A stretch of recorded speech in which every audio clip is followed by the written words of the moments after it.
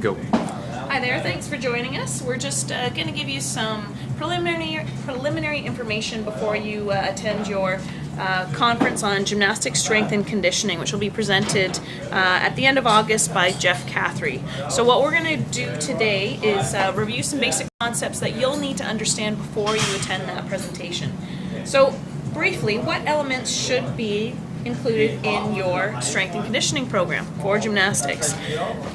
Performance strength and conditioning comprises of a lot of things. It takes care of core and postural strength and endurance, which we'll be doing pre-workout as a pre-workout activation, and as well incorporated into your strength and conditioning program in terms of injury prevention. It takes care of absolute strength, aerobic and anaerobic endurance, and as well will also include some agility and power within your strength and conditioning program, and of course flexibility. We'll incorporate flexibility into an active warm-up and as well into an injury prevention program at the end of your training. Can we improve all of these items at once? That's an awful lot of things to ask you to do at once, and unfortunately you cannot. Human physiology dictates that we can only improve 1 to 2 elements at a time, really focus on those.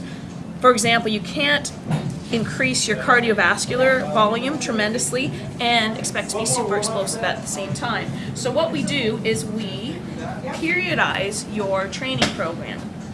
In addition, what you need to do is make sure that you slowly prepare your body to handle heavier loads. So you're progressing the body to be able to handle heavier and heavier intensities. That's what basically strength and conditioning is.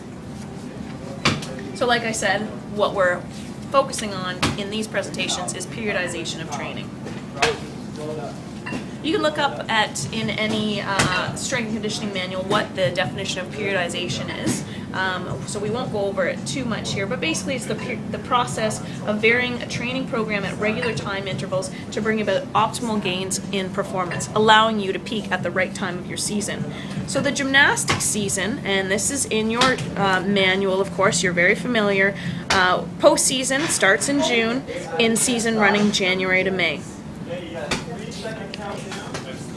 If you refer to page 2 in your manual, which you should have received, you will be able to see what areas of strength and conditioning will be focused on in each month. So for example, if we take a look at June, June is your recovery from the previous season. We recommend probably taking a 2-week vacation, and then we begin something called anatomical adaptation, which includes prehabilitation, ankle stability, core endurance, and flexibility. Again, if you refer to page 2 in your manual, you can see what each phase in the gymnastics season refers to in terms of what strength and conditioning focus you will have. Because remember, we can only focus on 1 or 2 areas of strength and conditioning for each phase. So incorporating strength and conditioning into a gymnastics training session might not be what you think. What we're going to talk about is different elements of strength and conditioning. So for example, dynamic warm-up, that's strength and conditioning. You want to be doing that pre-training, and that should take 5 to 10 minutes. Pre-training activation, you're also going to want to spend about 2 to 5 minutes on, and that includes both a postural and a core activation.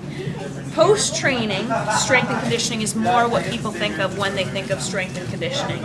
And we'll be going over that in your sessions with Jeff. He's going to be running you through phases 1 through 4. And that includes injury prevention, post-technical training, and that usually takes about 15 to 45 minutes. So this is part 1 of these YouTube videos. What we're going to do is in the next segment of the videos, we're going to review dynamic warm-up, dynamic stretching, core activation, and postural activation.